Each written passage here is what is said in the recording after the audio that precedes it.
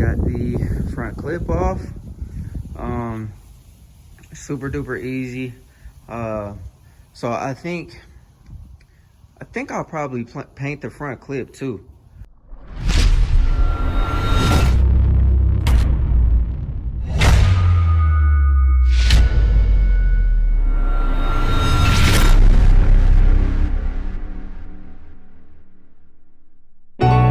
What's good, grind schoolers? It's your boy Rob, and we back in the shop today.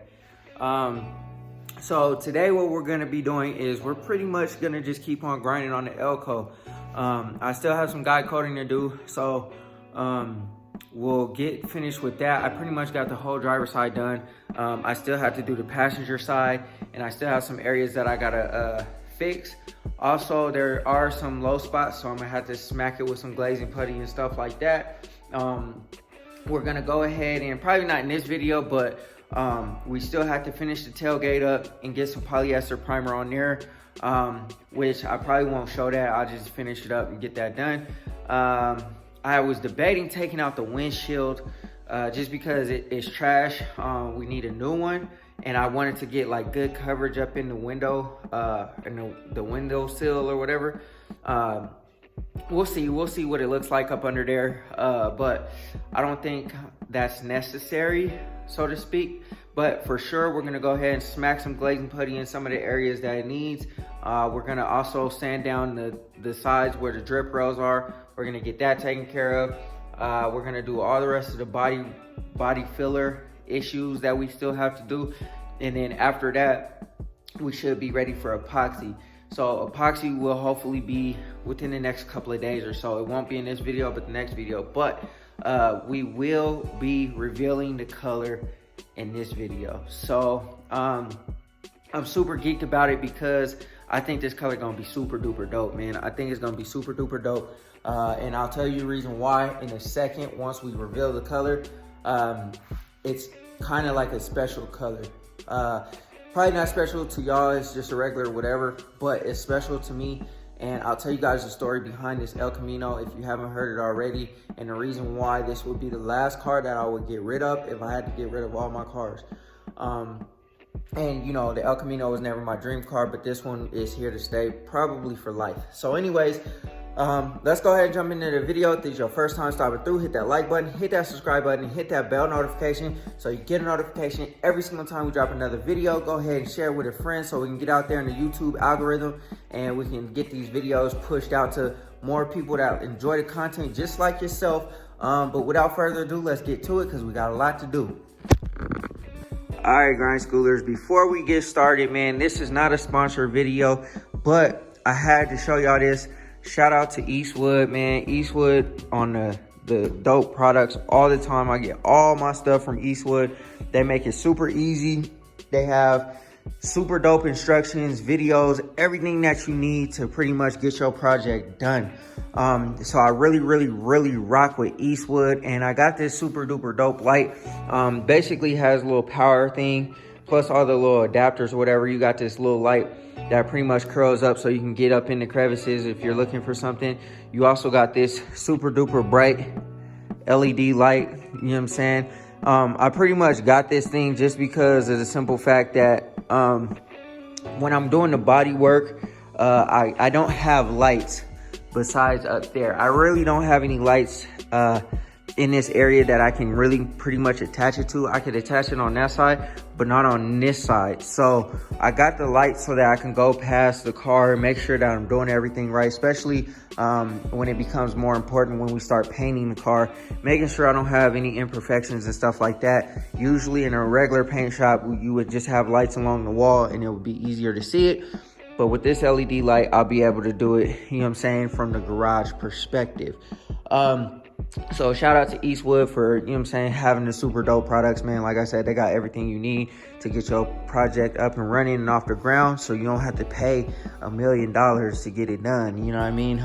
And pay for shoddy work if you're willing to do things yourself like I am myself. But anyways, let's go ahead and jump to it, man. Like I said, we're gonna sand down this area. I have my sanding disc over there.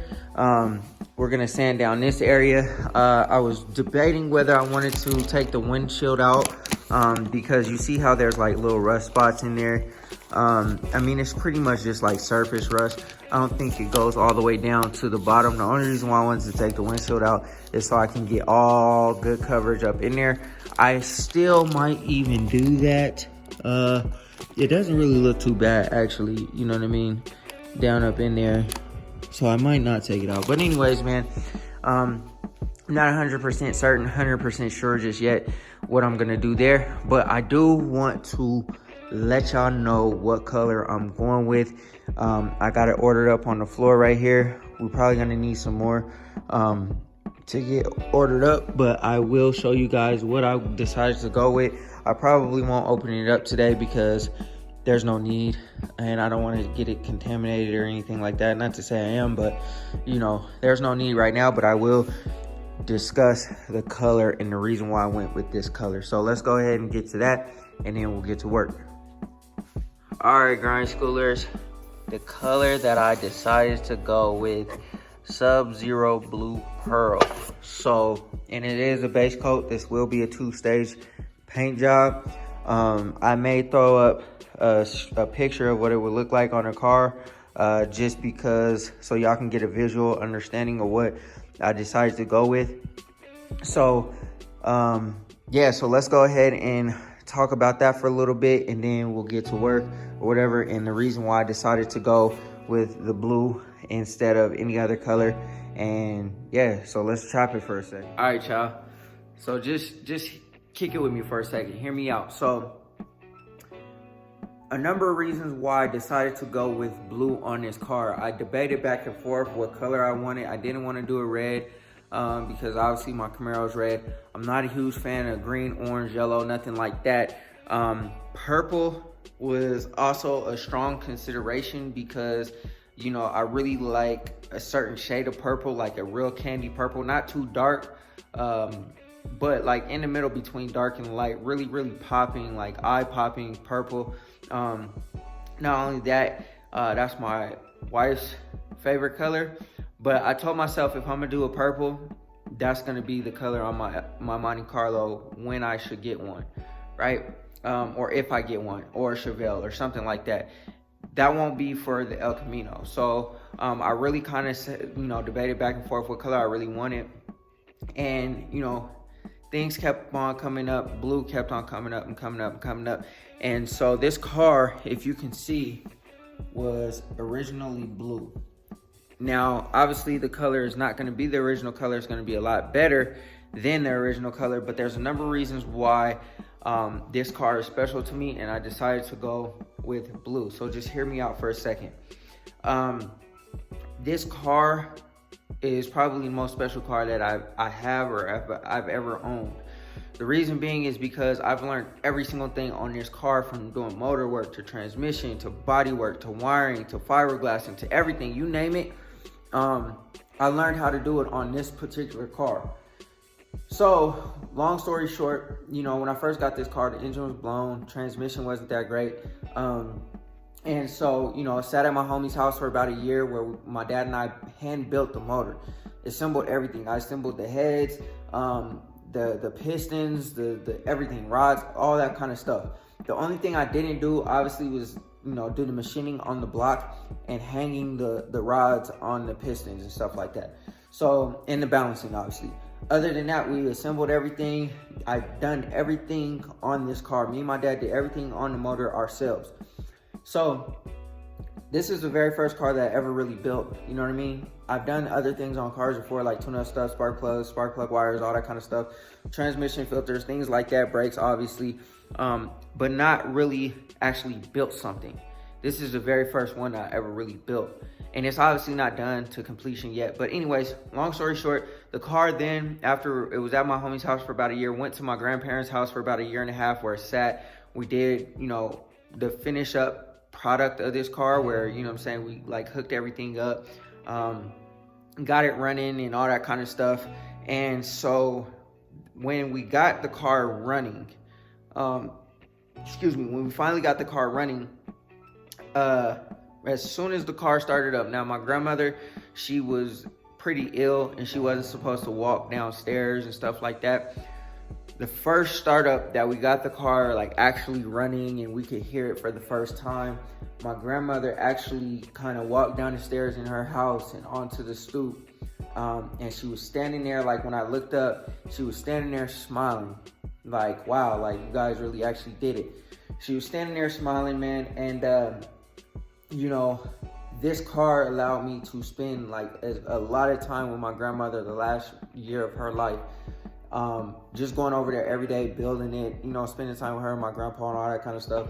And so it allowed me to spend a lot of time with my grandmother. Not only that, she wasn't even supposed to walk. And she was able to make it to see what my dad and I had accomplished. And, you know, she wanted the first ride and I never got to give her that first ride. So without making this all sad or nothing like that, I never got to give her that first ride, and that's why this car has so much sentimental value to me. I've been offered like a lot of money. A lot of people have tried to buy this car multiple times, and every time it says no. Somebody came and was like, I'll give you $100,000 for it. No, because it's not about the money to me. Money is not like, you know, I mean, I don't really necessarily, I mean, obviously money is important, but obviously money doesn't really move me. You know what I'm saying? Money is like, whatever, an afterthought. You know what I'm saying?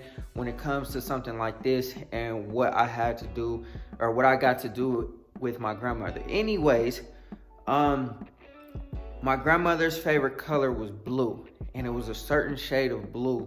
And on her casket was blue. It's like a certain type of shade of blue.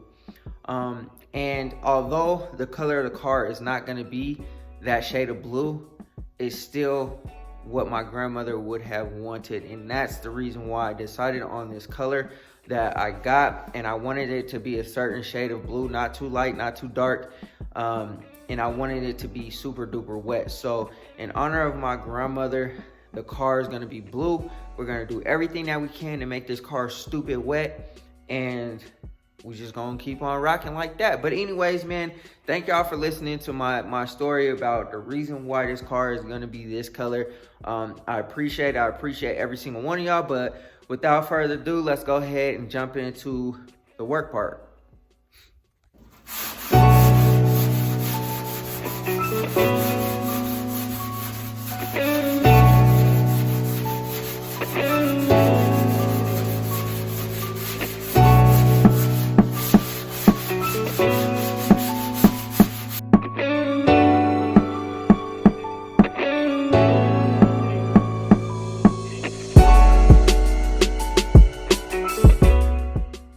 I'm gonna try to get y'all a lot of work in this video, but this fender is gonna need a lot more work. As you can see, low spot, another low spot there, low spot down there, and I'm using my brand new light, so that's love. I can see everything real good. That's a low spot there. There's a low spot along this door edge. Another low spot right here, down there. So we're gonna have to work this fender a little bit more, slide some more body filler. There's a high spot right there. So there's another low spot right here. So we're gonna have to work this fender a little bit more, which is cool, you know what I mean? This is what this is for. And also up here, we got a high spot right there. There's another 2 little dents right there on this fender. So we got we're probably gonna glaze putty those parts, that one and that one, knock down that high spot a little bit with the body hammer. And then these other spots, we'll probably go ahead and wipe some more body filler in there just to bring it out.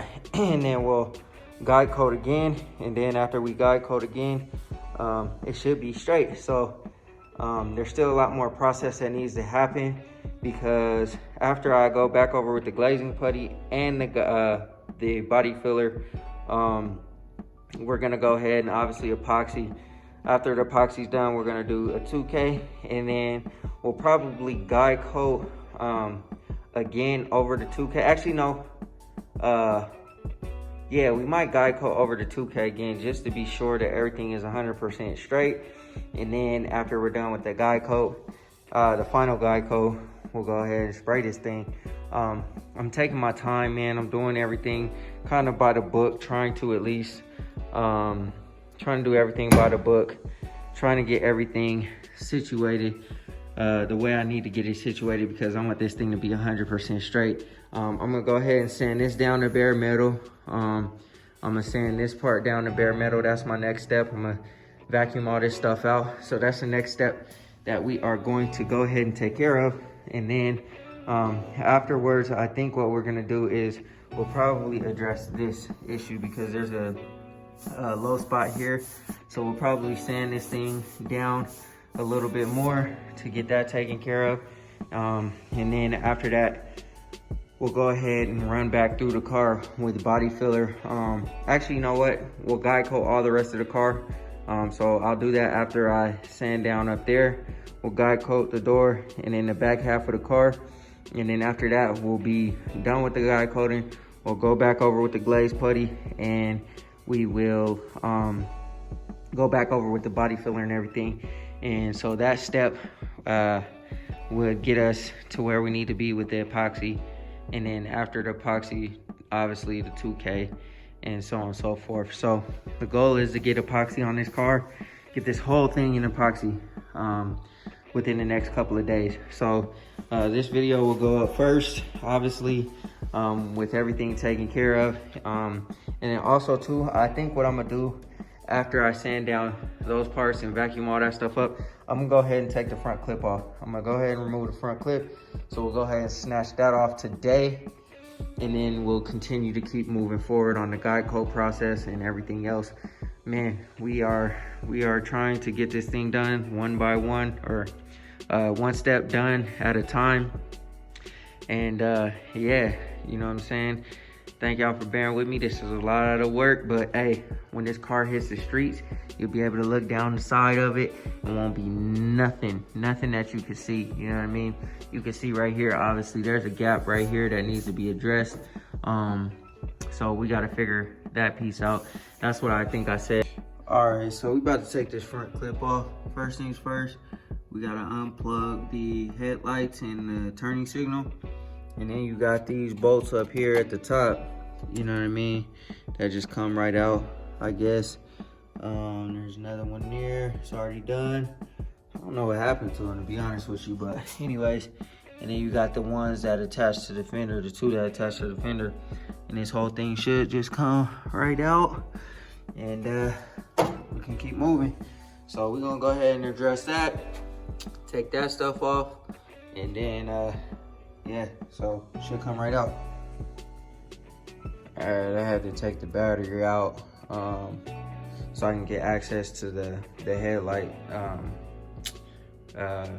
whatever, brackets, or not brackets, the headlight plugs, or whatever you want to call them. Anyway, there's two more screws down there. Let me see. You can see that one, like right, my finger right there. And then there's another one on this side that I already took out at the bottom. So you just gotta take out those screws, that one right there. And this thing should just pull right up out of here. And you know, I had to get some more screws, find some at the junkyard or something to replace the ones that are missing. But you know, for the most part, it's all solid. We'll get this thing pulled off, and then we'll have access to the front of the fender. So when I paint it, I can get up in there. Pretty much everything is gonna be painted solid. So, you know what I mean? All of this is gonna be painted. The front of the fenders, even though you're not gonna see it, it's gonna be painted. The inner fender, like the inside, is gonna be painted. The inside of the fender, the doors, everything is gonna be painted.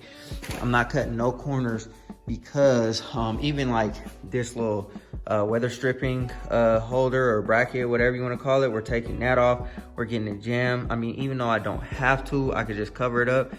All of that's coming off, man. Everything is coming off. We're doing it right, man. I already got my corner lights in the back coming, or that are already out. We're gonna paint all up in there. The gas tank lid, that's gonna come off. Everything is coming off so that we can paint it. You know what I'm saying? We doing this thing right, man. When you see this car and you look at the car and the work and the craftsmanship and the quality, you're gonna be like, oh, a professional did this. That's what I'm aiming for. So we're gonna snatch the front clip off, and then after that, we're gonna go ahead and sand this stuff down. And then I think that might conclude my day, because I still have some other things to do on the Geico process on the other side, just to take care of it. And we got a pretty long weekend. So, you know, after I finish the guy coat on the other side, doing the rest of the body coat, the body work and the guy coat and all that kind of stuff, it'll be ready for epoxy. So I'm hoping tomorrow we finish up the rest of, like, you know, where I got it taped off and stuff like that. We can get some guy coat there, some guy coat right there, and then the bigger places like over here. You know what I'm saying? This might be a guy coat part. This might be a guy coat part. But there's some other parts on the other side, as I stated before, on the other fender, that might be some body filler work. So we're gonna try to do the guy coat and the body filler work tomorrow. Get that all done. And yeah, and then after that's all done, we'll clean the car off with some pre-paint prep, and then we'll be epoxy ready. And then once the car's in epoxy, I think I'm trying to decide, should I probably take the doors off at that point? I'm not sure. I'll decide. I guess I'll decide when the time comes.